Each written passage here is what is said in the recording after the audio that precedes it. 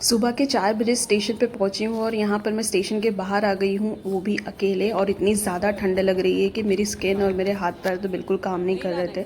और ट्रेन में ही मैंने ये स्वेटर पहन लिया था, पता नहीं था इतनी ज़्यादा ठंडी लगेगी। तो hi friends, welcome to my vlog. और ये व्लॉग है मुंबई से यूपी तक का सफ़र है, जो कि मैं जा रही हूँ। पहले वाराणसी स्टेशन उतरूँगी, तो यहाँ पर मैं सुबह सोकर उठ चुकी हूँ। मेरी प्रीवियस डे के रात को 9 बजे ही ट्रेन थी। तो यहाँ पर मैं जनरल कोच में बैठी थी, इसलिए मैं ज़्यादा कुछ वीडियो शूट नहीं कर पाई क्योंकि बहुत ज़्यादा आवाज़ आ रही थी। और मेरी ट्रेन जो है थी वो 9 बजे की थी जो कि छूट गई थी। तो मैं 2-3 घंटा स्टेशन पर बैठ के यहाँ पर मैं दूसरी ट्रेन पकड़ी हूँ। सिर्फ 1 मिनट की देरी की वजह से मेरी ट्रेन छूट गई। और इस ट्रेन में मुझे एटलीस्ट सीट तो मिल गई थी बैठने के लिए, और थोड़ा बहुत सामान रखने के लिए मिल गया था। और मेरा ये जनरल कोच में बैठने का सबसे फ़र्स्ट टाइम एक्सपीरियंस रहा है। उसके पहले मैं अकेले कभी ट्रैवल नहीं की थी जनरल कोच में। और मेरी जो पहले ट्रेन की सीट थी वो रिज़र्वेशन थी, 3 टायर की एसी वाली थी। और मैंने उसमें 2000 रुपये खर्च किए थे, जो कि ऑलरेडी मेरे बर्बाद हो चुके हैं 2000 रुपये। और मुझे क्या ही बताऊँ, इतना गुस्सा आ रहा था। सिर्फ 1 मिनट की देरी से मेरी ट्रेन निकल गई और उसमें मेरी पूरी फैमिली बैठी थी, और वो लोग भी अभी रास्ते में ही है। उनकी ट्रेन मेरे ट्रेन से जस्ट पहले ही है। तो यहाँ पर बहुत ही दुख हो रहा था मुझे, क्योंकि मैं ज़्यादा रेस्ट नहीं, आराम नहीं कर पा रही थी, सो नहीं पा रही थी, क्योंकि यहाँ पे सिर्फ बैठने के लिए जगह थी। और जनरल कोच का मतलब तो आपको पता ही है।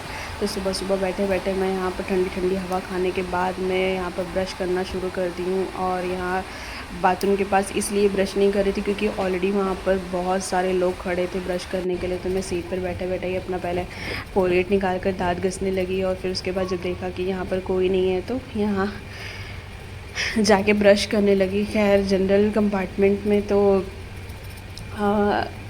ज़्यादा इशू तो नहीं होता है, लेकिन जगह नहीं होती है। बहुत सीज़न नहीं था, बिना सीज़न के गई थी, इसलिए इतनी ज़्यादा भीड़ नहीं थी।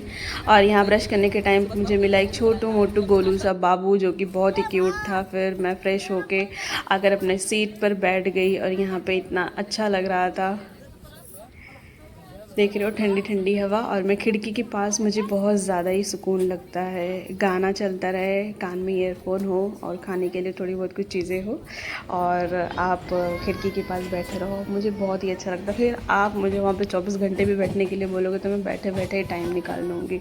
बट थोड़ा बहुत तो बाद में आराम करने के लिए, सोने के लिए चाहिए। आप 24 घंटा तो नहीं बैठ सकते हो। यहाँ बाहर का नज़ारा इस टाइम पे, हम लोग ठंड के टाइम पे जब गाँव जाते हैं ना, तो एकदम पूरा हरा भरा मिलता है। यहाँ पे इतना ज़्यादा अच्छा लग रहा था कि ग्रीनरी आप देख रहे हो बाहर से, ये बाहर की वीडियो है। इतनी ज़्यादा ग्रीनरी थी, हरा भरा फूल, और इतने ज़्यादा सब कुछ फ्लावर्स वगैरह खिलते हैं। ये देख रहे हो, ये हमारे गांव में भी फूल होता है, जो कि गुलाबी कलर का जो गया। और ये देखो, ये बाबू के पेट में पता नहीं, शायद कुछ रात से ही दर्द हो रहा था, तो ये रात भर रो रहा था और किसी को सोने नहीं दिया इसने। और सुबह उठकर मैं इससे पूछ रही थी तो मेरे से बात ही नहीं कर रहा था। और थोड़ी बहुत हल्की हल्की भूख लग रही थी, तो मुझे कुछ नाश्ता खाने का मन नहीं कर रहा था, मतलब कोई चटपटा जैसा हल्का फुल्का खाने का मन कर रहा था, क्योंकि मेरा खाना डाइजेस्ट नहीं हुआ था। तो यहाँ पर मैंने बॉर्बन बिस्किट लिया था और वो मैं खा रही थी। फिर आया इटारसी जंक्शन 2-3 घंटे के बाद में, तो यहाँ पर मैंने सोचा कि कुछ नाश्ता कर लेती हूँ, पता नहीं आगे कुछ मिलेगा कि नहीं मिलेगा। खैर मैं टिफ़िन तो लेकर आई थी, बट मुझे टिफ़िन खाने का मन नहीं कर रहा था। मैंने कहा कुछ हल्का फुल्का नाश्ता कर लेती थी। यहाँ पर मैंने लिया था इडली चटनी, मतलब इडली सांभर। और यहाँ के इटारसी के इडली में इतना ज़्यादा नमक था, इतना खट्टा था, बट क्या है, मैंने पैसा लगा कर ले लिया था तो खाना ही था। मैं फेंक नहीं सकती थी, क्योंकि अच्छा नहीं लगता है खाना फेंकना, अनाज को फेंकना नहीं चाहिए वैसे तो।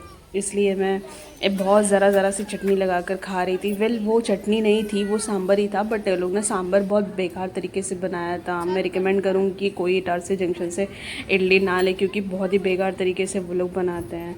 हम घर में ही कम चीज़ों से बनाते तो कितनी अच्छी बनती है, बट ये लोग स्टेशन पे इतना ज़्यादा पैसा लेते हैं और फिर उसके बाद में अच्छे से बनता भी नहीं है। खैर, वो सब तो मुझे खाना पड़ा, थोड़ा बहुत बच गया था तो खाया नहीं जा रहा था, तो मैंने फेंक दिया था।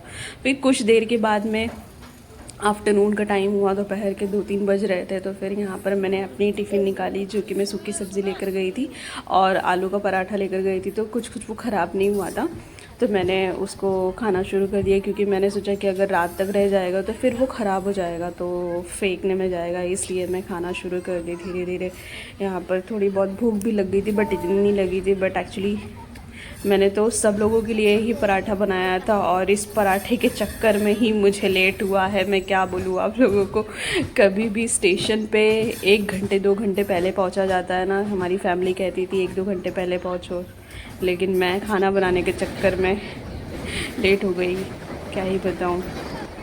खाना खा के ख़त्म कर लिया और हाथ मुँह धो के आ गई। यहाँ पर बैठी थी आराम से। बाहर का व्यू आप देख सकते हो, इतना प्यारा व्यू लग रहा है। ये कोई नदी है जो कि रास्ते में पड़ी थी, बहुत अच्छी लग रही थी, मतलब अच्छा देख के वाइब आ रहा था। बट कहाँ पे पड़ी थी मुझे नहीं मालूम, शायद इटारसी के आगे ही कोई तो स्टेशन आया था, उसके बाद का है ये व्यू। तो दोपहर में बैठने के बाद में मैं खाना खा के सो गई थी। उसके बाद मैं सुबह के कुछ 12-1 बजे उठी हूँ। वैसे ही सब लोग ने बोला कि स्टेशन आ गया, स्टेशन आ गया। तो और स्टेशन आने के पहले इतनी ज़्यादा ठंडी पड़ रही थी, तो मैंने फटाफट से बैग में से अपना स्वेटर निकाला। और मेरा स्वेटर बहुत ज़्यादा मतलब हैवी था और ठंडी कम लग रही थी उसमें पहनने के बाद। तब पर भी स्टेशन आ गया था, सब लोग अपना बैग अपना समेटने लगे कि हाँ स्टेशन आ गया। सब लोग रेडी वेडी हो गए, जो लोग सोए हुए थे, जो लोग ये हुए थे। तो फिर मैंने भी अपना बैग वैग साइड में निकालना शुरू कर दिया। और पहले तो स्वेटर पहना, इतनी ज़्यादा ठंडी लग रही थी स्टेशन आने के पहले, क्योंकि मैं ठंड के मौसम में ही जा रही थी। मेरे हाथ एकदम क्या कहते हैं उसको, एकदम ठंडा ठंडा लगने लगा था। मेरी नाक ठंडी हो गई थी, नाक से गर्म गर्म धुआं आ रहा था। और यहाँ पर देखो फाइनली वाराणसी स्टेशन आ रहा है। जैसे स्टेशन आता है इतना एक्साइटमेंट होता है कि क्या ही बताऊँ, इतना अच्छा लग रहा था। और देख रहे हो आप ये ट्रैक, ये जैसे ही अपना यूपी का शहर आने लगता है, कितना अच्छा लगता है।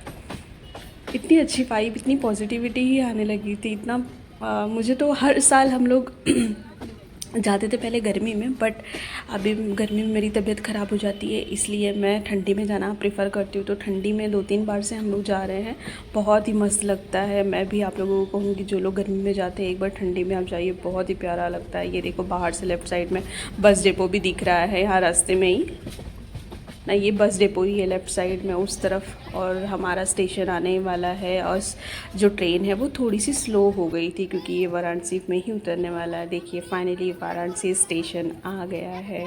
मेरे अंदर से एक्साइटमेंट ही नहीं कि मेरी नींद वींद सारी भाग गई थी, क्योंकि मैं 1-2 घंटे पहले उठ के बैठ गई थी।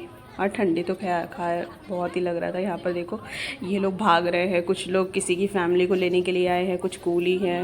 ये लोग इतना गरम गरम कपड़ा पहने थे, आप देख ही सकते हो।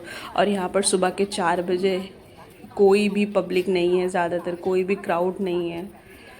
और मुझे डर भी लग रहा था, क्योंकि यहाँ पे मेरा कोई पहचान वाला नहीं था, ना इस कोच में था, ना बाहर कोई लेने के लिए आया था। मेरी जो फैमिली थी वो पहले ही स्टेशन पे वेटिंग एरिया में पहुँच चुकी थी। तो यहाँ पर मैं भी निकल के वेटिंग एरिया में जा रही हूँ, जो कि मेरी फैमिली पहले से मेरा वेट कर रही थी। वो लोग गए नहीं थे होटल, और यहाँ से हम जाएँगे होटल जो हमने बुक किया है, बनारस में ही है।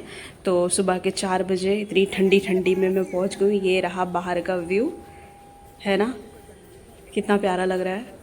और बहुत सारे लोग ठंड में सुबह सुबह सो ही रहते, इतने कड़ाके की ठंडी में कहाँ कोई जाएगा।